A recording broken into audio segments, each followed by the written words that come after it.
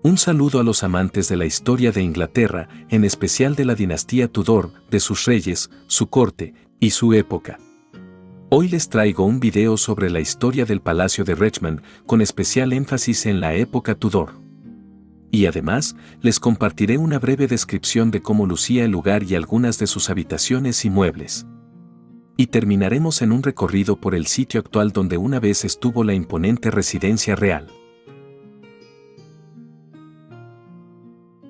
Este material está realizado por las peticiones de Harold Quintero y de todos aquellos amigos que quieren saber más sobre el hogar favorito de varios monarcas de la familia Tudor. El Palacio de Richmond era una residencia real en el río Támesis, en Inglaterra, que se encontraba allí en los siglos XVI y XVII. Situado en lo que entonces era la parte rural de Surrey, se construyó río arriba, y en la orilla opuesta desde el Palacio de Westminster, que estaba ubicado a 9 millas al noreste.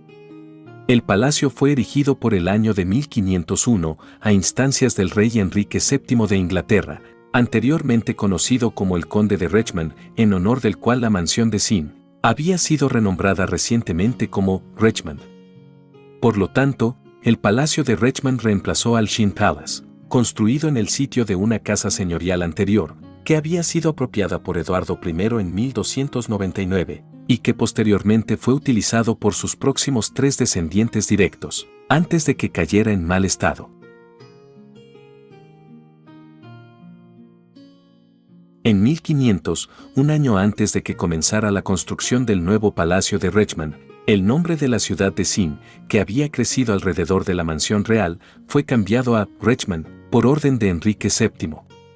Sin embargo, ambos nombres, Sin y Richmond, continúan siendo utilizados, lo cual aún hoy provoca confusión. Curiosamente, los distritos actuales de East Sheen y North Sheen, ahora bajo el control administrativo del distrito londinense de Richmond sobre el Támesis, nunca estuvieron en tiempos antiguos dentro de la mansión de Sin, sino que se desarrollaron durante los siglos XIX y XX, en partes de la mansión y parroquia contigua de Morlake. Richmond permaneció siendo parte del condado de Surrey hasta mediados de la década de 1960, cuando fue absorbido por la expansión del Gran Londres. El Palacio de Richmond era una casa favorita de la reina Isabel I, quien murió allí en 1603. Siguió siendo una residencia de los reyes y reinas de Inglaterra, hasta la muerte de Carlos I en 1649. A los pocos meses de la ejecución de ese rey, el palacio fue encuestado por orden del Parlamento, y se vendió por el precio de 13.000 libras esterlinas de la época. Durante los siguientes 10 años, fue demolido en gran medida. Las piedras y las maderas se reutilizaron como materiales de construcción en otros lugares.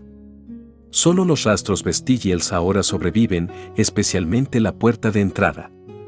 El sitio del antiguo palacio es el área entre Richmond Green y el río Támesis, y algunos nombres de calles locales proporcionan pistas sobre la existencia del antiguo palacio, incluidos Old Palace Lane y Old Palace Yard.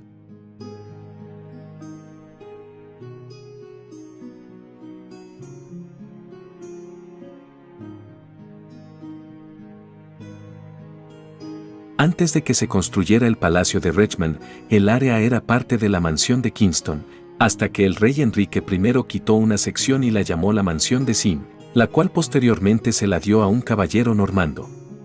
La casa señorial de Sin fue así establecida por lo menos en el año de 1125. En la época de Eduardo I, la mansión estaba en manos de un caballero de Saboya. Este caballero trabajó para Eduardo, pero a la muerte del rey, dejó la propiedad, la cual volvió al control real. Sin Manor ahora estaba en manos de la nuera de Eduardo I, la reina Isabela. Después de la muerte de Isabela, su hijo, Eduardo III, se hizo cargo de la casa señorial. Creó una casa adecuada para una residencia real y, por lo tanto, ahora se conoció como Sheen Palace. En junio de 1377, Eduardo III murió y dejó sin Manor a su nieto Ricardo II. Ricardo y su reina, Ana de Bohemia, amaban a Sin, pero cuando esta última reina murió de la plaga en 1394, Ricardo estaba tan afectado por el dolor que dio las órdenes de demolerlo por completo. Bajo Enrique V, Sin Manor fue reconstruido. Su objetivo era construir un hogar para la triunfante dinastía Lancaster. Era entonces un edificio, parecido a un castillo, rodeado de 3 fundaciones religiosas. Según Simon Turley, estas pondrían a la monarquía en el corazón de la vida espiritual de la nación.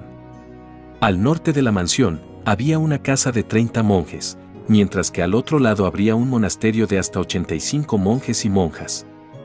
El tercer monasterio debía ser un monasterio para los celestinos, pero este nunca se construyó, debido a problemas financieros causados por la guerra con Francia.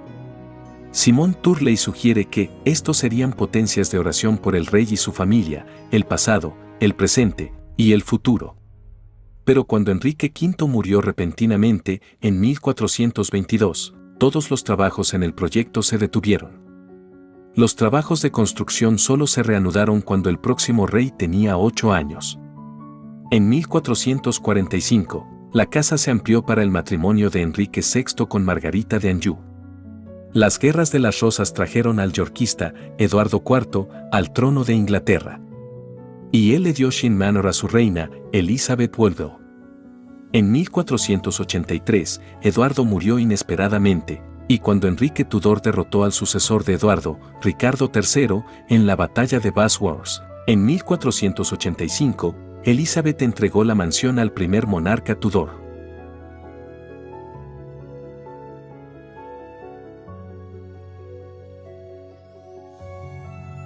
Cuatro meses después de la batalla de Bosworth en 1485, Enrique VII se casó con la hija de Elizabeth, Isabel de York, uniendo las casas rivales de York y Lancaster. El quinto vástago del matrimonio, la princesa María Tudor, nació en la mansión de Sin, en 1496. Pero el 23 de diciembre de 1497, un incendio destruyó la mayoría de los edificios de madera. Entonces, Enrique VII lo reconstruyó y nombró al nuevo palacio como Richmond, en honor a su título de conde de Richmond. Dicho título provenía del castillo de Richmond, Yorkshire, del cual tomó su nombre.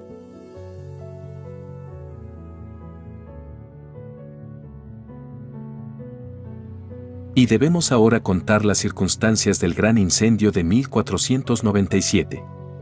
Como se ha dicho, en las navidades de ese año, estalló un gran fuego en las cámaras privadas del rey, destruyendo una gran parte del palacio. El embajador milanés, Raimundo Sonsino, fue testigo del incendio, y estimó el daño en unos 60.000 ducados, que en dinero moderno son unos 10 millones de dólares. El fuego duró 3 horas y atravesó el resto del palacio, causando pánico y la huida de cientos de personas. Los techos de martillo de la Edad Media eran una necesidad estructural tanto como decorativa, ya que evitaban que los techos de madera pesado se derrumbaran. Eran el equivalente a los techos abovedados de piedra encontrados en las catedrales góticas de la Edad Media, porque permitieron al arquitecto una mayor capacidad de lograr alturas más altas con paredes más delgadas, y distribuyeron uniformemente el peso lateral. En un incendio tan grande como el descrito por Sonsino, las vigas de roble inglesas del gran salón, una pieza central de una fiesta navideña, no habría tenido ninguna posibilidad de permanecer erguidas e intactas. Dichas vigas se habrían envuelto en llamas a altas temperaturas, superiores a 270 grados centígrados. Gran parte del trabajo de tapicería de las edades anteriores se quemó por completo, y las pérdidas incluían joyas de la corona y gran parte del armario real, incluida una gran cantidad de tela de oro, en este momento un artículo de lujo solo portátil por regalías y, en el caso de Sheen Palace, también era una característica de la ropa de cama. Las cuentas se refieren a Enrique Tudor, a su madre, Margaret Beaufort, y a su esposa, la reina Isabel, corriendo por sus vidas, y el rey apenas salió a tiempo, ya que uno de los pasillos casi se derrumbó encima de él. Como era el momento de sus festivales navideños, también presentes durante el desastre estaban todos menos uno de los hijos de los reyes, todos menores de 10 años. Allí estuvieron Margaret, María, y el futuro Enrique VIII, de 6 años. Y se dice que cada uno de ellos fue llevado en los brazos de sus niñeras. Para la reina Isabel, este habría sido un golpe horrible. Los registros muestran que, cuando era niña en la década de 1470, Aquí fue donde pasó gran parte de su infancia, e igualmente, este palacio habría tenido fuertes asociaciones con su madre, Elizabeth Woodville. Sonsino informa todos los eventos descritos anteriormente y también afirma en sus cuentas que el rey no otorgó mucha importancia a esta pérdida, ya que piensa construir una capilla en piedra y mucho más fina que la de antes.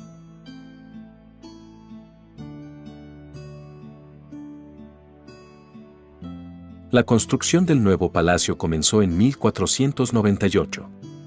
Como ya se ha dicho, Enrique VII nombró su creación como Palacio de Richmond, en honor al título que tenía antes de acceder al trono y el título que heredó de su padre, Conde de Richmond.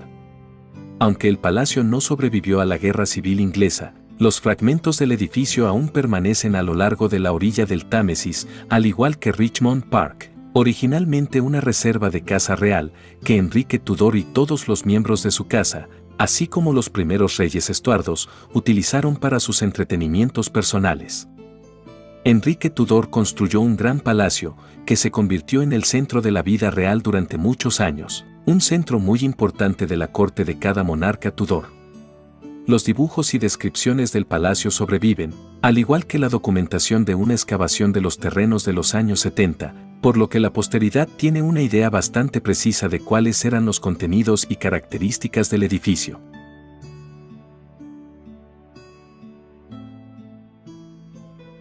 El Palacio de Richmond era, en gran parte, un edificio de ladrillo y piedra blanca en el estilo más a la moda de la época, con torres octogonales geométricas y chimeneas ornamentadas. Aunque retuvo el diseño del Palacio de Sin, se encontrarían nuevas adiciones que marcarían el renacimiento en este palacio, por ejemplo, largas galerías para mostrar esculturas y retratos. Enrique VII también estableció una biblioteca y una capilla ricamente decorada. Las ventanas fueron paneles, construidas para atraer más luz que las pequeñas ventanas en forma de hendidura de un castillo, construidas para la defensa. El palacio tenía patios internos diseñados para el ocio, con varias porciones construidas para la familia real con vistas a un gran espacio verde. El Palacio de Richmond cubrió 10 acres de tierra, y era lo suficientemente grande y bien equipado como para tener sus propios huertos y jardines amurallados. Se sabe que Enrique Tudor decoró su casa con muchos regalos que aceptó de los banqueros italianos de Venecia, y la evidencia de esto, y los otros accesorios, sobrevive en un inventario del siglo XVII tomado en el palacio, que ahora se encuentra en los archivos nacionales británicos.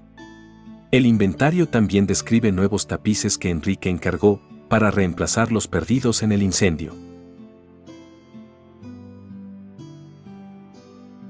En 1501, las celebraciones de la boda real tuvieron lugar en Richmond para la boda del hijo mayor del rey, el príncipe Arturo, con la princesa Catalina de Aragón.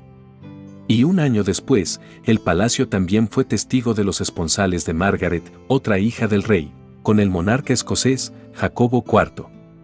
Este fue un periodo desafortunadamente corto de tranquilidad para el siempre turbulento Richmond. En el año 1506 estalló otro incendio en la cámara del rey, destruyendo la habitación, pero afortunadamente no dañando la estructura del edificio en sí. Un segundo incendio fue bastante malo, pero algo mucho peor vendría. En 1507, el entonces príncipe Enrique acababa de terminar de caminar por las galerías cuando, sin razón aparente, las mismas se derrumbaron, casi matando al futuro rey.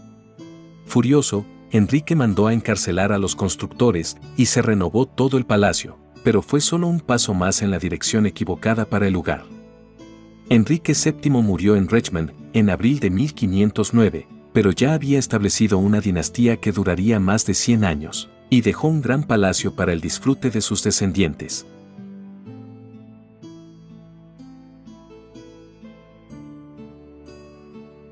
El siguiente periodo de su historia fue enrevesado, con muchos residentes caminando sus pasillos. Parece que Enrique VIII no compartió el amor de su padre por el palacio y, en cambio, tomó a Hampton Court como su hogar. Pero antes de eso, en 1509, Enrique celebró la Navidad y la 12ª noche en Richmond, con la primera de sus 6 esposas, Catalina de Aragón. Durante esas celebraciones, dice la escritora Catherine Thompson en sus memorias de la corte de Enrique que En la noche de la Epifanía, se introdujo un espectáculo en el pasillo de Richmond, representando una colina tachonada de oro y piedras preciosas y teniendo en su cumbre un árbol de oro, de la cual colgaban rosas y granadas. Por la colina descendió una dama ricamente vestida, quien, junto con los caballeros, dio un baile ante el rey.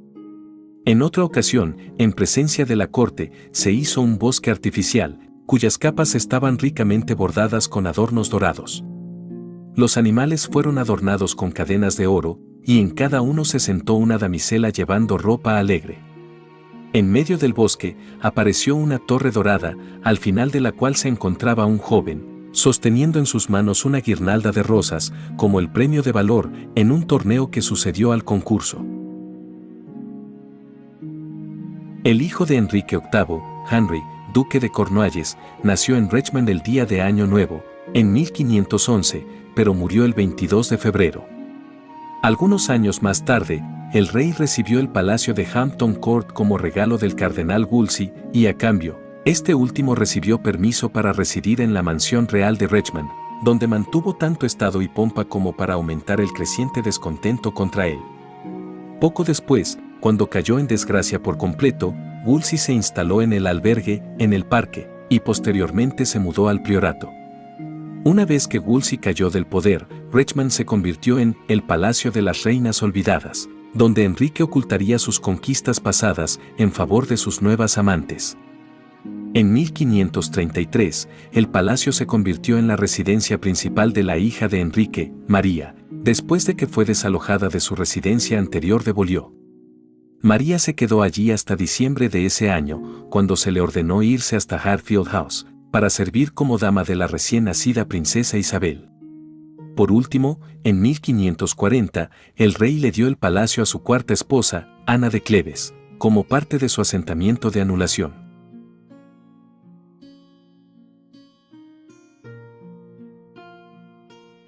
María I estuvo en Richmond mientras se celebraba el funeral de su hermano y predecesor, Eduardo VI. Y luego de su boda con Felipe de España en 1554, dicha reina pasó su luna de miel aquí y después los novios se movieron a Hampton Court. Richmond fue el lugar donde Isabel estuvo de rodillas frente a María, explicando sus puntos de vista religiosos y pidiendo que fuera instruida en los ritos católicos romanos. Una vez que Isabel se convirtió en reina, le gustaba especialmente pasar los meses de invierno en Richmond, posiblemente porque era más cálido allí, con la naturaleza compacta de los alojamientos privados, en comparación con palacios más grandes como Hampton Court. A Isabel le gustaba pasar la Navidad en Richmond y ver obras de teatro realizadas por compañías de Londres, incluida una de William Shakespeare. También le encantaba cazar ciervos en el parque de al lado. Curiosamente, este palacio fue uno de los primeros edificios de la historia en estar equipado con un inodoro, inventado por el ahijado de la reina, Sir John Harrington. Isabel también murió en Richmond, el 24 de marzo de 1603.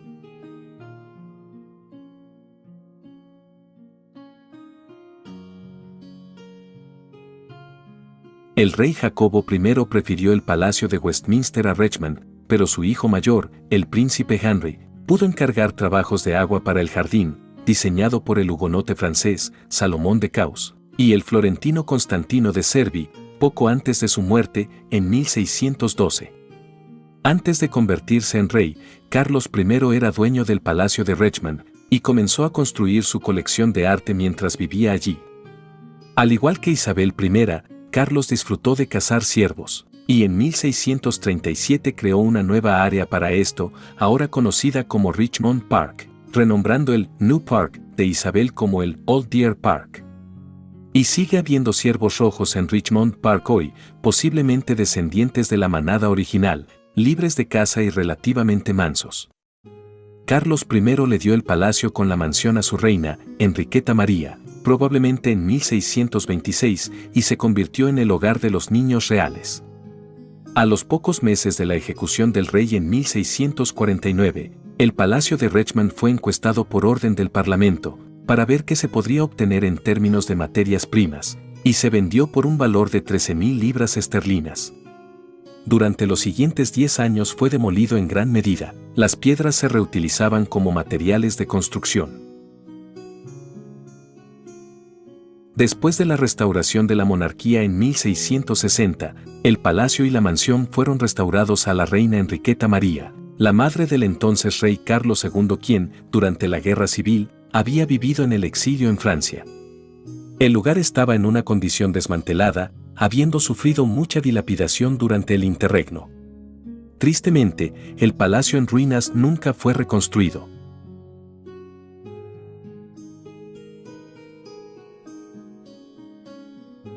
Todas las cuentas que nos han llegado describen los muebles y decoraciones del Palacio de Richmond como excelentes, exhibiendo en tapices las hazañas de reyes y héroes. La encuesta realizada en 1649 ofrece una descripción minuciosa del palacio. El gran salón tenía 30 metros de longitud y 12 metros de ancho, con una pantalla en el extremo inferior, sobre la cual estaba un espacio de pie en el extremo superior del mismo, el pavimento de baldosas cuadradas, bien iluminado y sentado. En el extremo norte tiene una torreta o una caja de reloj, cubierta de plomo, que es un adorno especial para este edificio.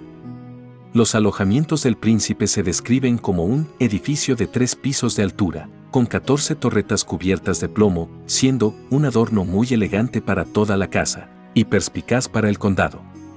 Se menciona una torre redonda, llamada Torre Sillada, con una escalera de 124 escalones. La capilla tenía 29 metros de largo y 12 de ancho, con asientos de catedral y bancos. Al lado del jardín del príncipe había una galería abierta de 61 metros de largo, sobre la cual había una galería cercana de longitud similar. Aquí también había una biblioteca real. 3 tuberías suministraron agua al palacio, una del conducto blanco en el nuevo parque, otra del conducto en los campos de la ciudad y la tercera de un conducto, cerca de las casas de limosnas en Richmond.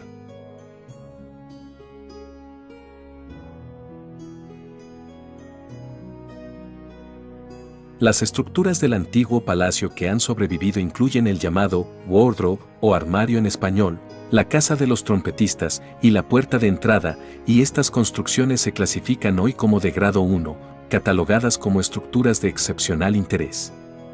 La puerta de entrada fue construida en 1501 y en 1986. Los comisionados de la corona la dejaron como arrendamiento por 65 años. Tiene 5 habitaciones.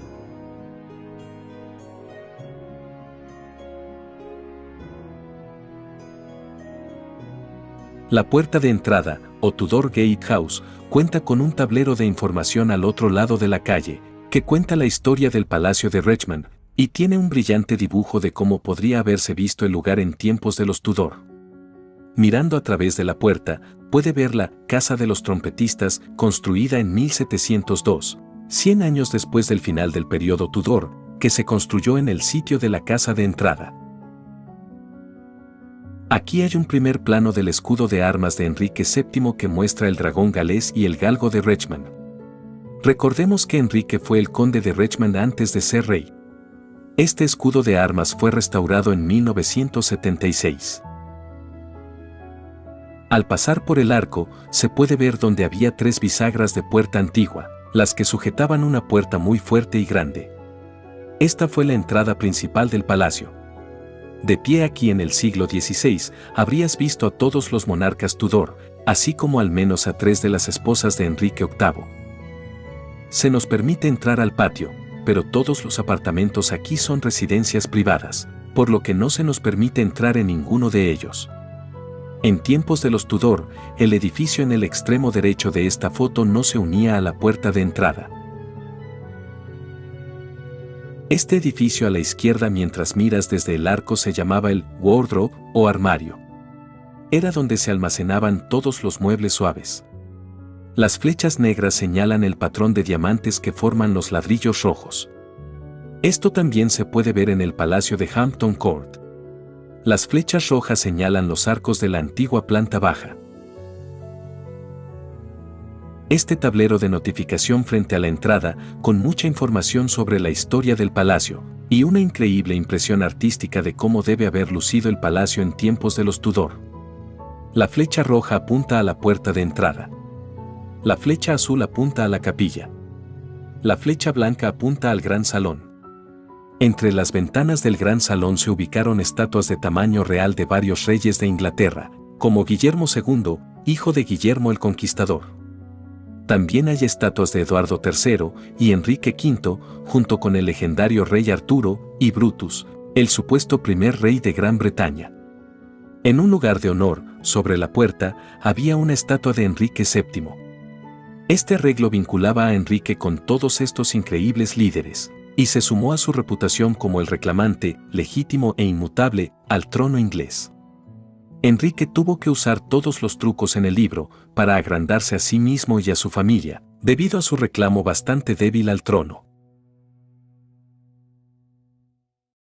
La impresionante vista del Palacio de Richmond desde el río Támesis. Lamentablemente, nada de esto existe hoy, pero fue una gran declaración sobre el boato de los Tudor en ese momento.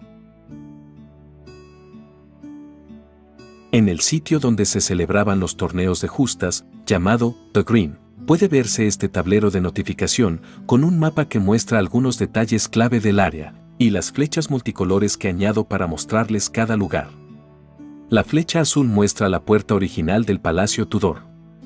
La flecha amarilla muestra una casa llamada Tudor Place, que fue construida en la década de 1650, en el sitio de las canchas de tenis abiertas del palacio, y luego alterada en la década de 1830.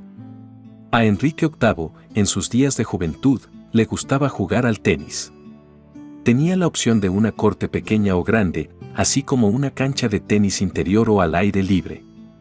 Simón Turley en realidad sugiere que había una especie de tenis manía en la corte de Enrique, en la década de 1530. En Bridewell, Enrique desafió al emperador Carlos V a un juego que finalmente resultó ser llamado diplomáticamente como un empate. Menores oponentes incluyeron a George Bolina, el hermano de Ana, que venció al rey 4 veces y ganó 10 chelines por juego. La flecha roja señala lo que se llama The Maids of Honor Row. Esta es una terraza de 4 casas, construidas en 1725 durante el reinado del rey Jorge I, y fue utilizada para proporcionar viviendas a las damas de su entonces nuera, la princesa Carolina, mientras ésta se quedaba en Richmond Lodge, en Old Deer Park. El Palacio de Richmond ha sido demolido desde hace mucho tiempo, excepto los edificios que he señalado. La flecha negra apunta en la dirección de la calle del Priorato, que, como su nombre lo sugiere, era la ubicación de un priorato fundado por Enrique VII, pero demolido en la disolución de los monasterios, de Enrique VIII. Este último rey tuvo a su primer hijo de corta duración, el príncipe Henry, bautizado en dicho priorato. La línea rosa apunta a la ubicación de las tiendas y la calle principal. Y esta es una vista panorámica del llamado The Green. La flecha roja apunta a la ubicación de la puerta de entrada del palacio. En tiempos de los Tudor, había un tilt yard que se usaba para celebrar torneos de justas. A Enrique VIII le encantaba la justa, y la mayoría de sus palacios tenían un área destinada a este deporte bastante peligroso. El de Richmond se usó por primera vez después de la coronación de Ana Bolena, cuando Enrique y la propia Ana observaron el torneo desde la misma puerta.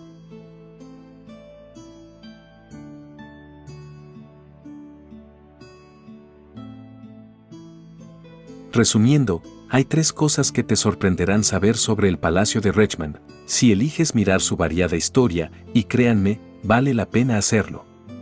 La primera es la gran cantidad de eventos históricamente significativos que han tenido lugar dentro de sus paredes, o en su nombre.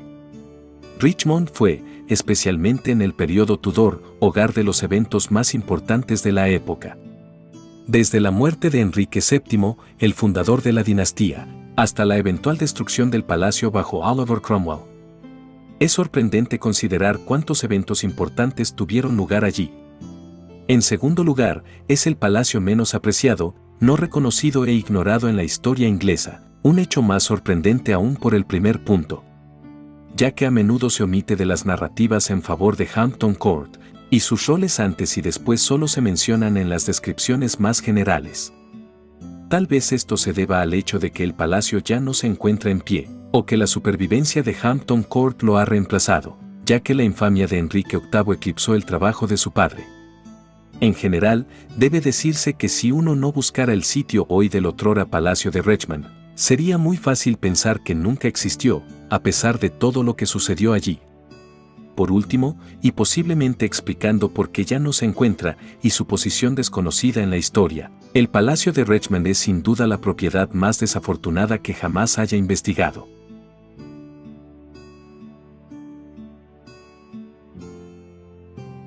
A través de crueles giros del destino o simplemente los caprichos de los poderes humanos, este edificio siempre sufrió a manos de la historia.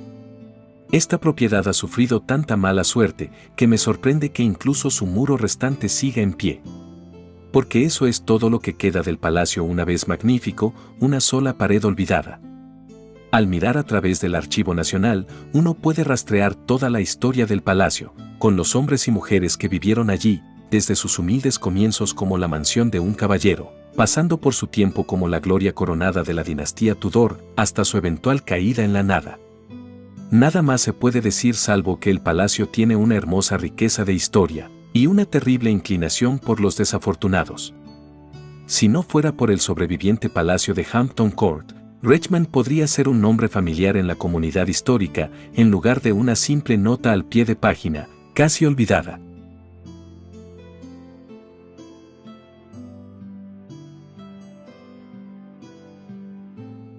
Y bueno amigos, hasta aquí este video sobre el antiguo Palacio de Richmond. Espero que les haya gustado. Y estaré al tanto de todos sus comentarios, los cuales leeré y agradeceré sinceramente.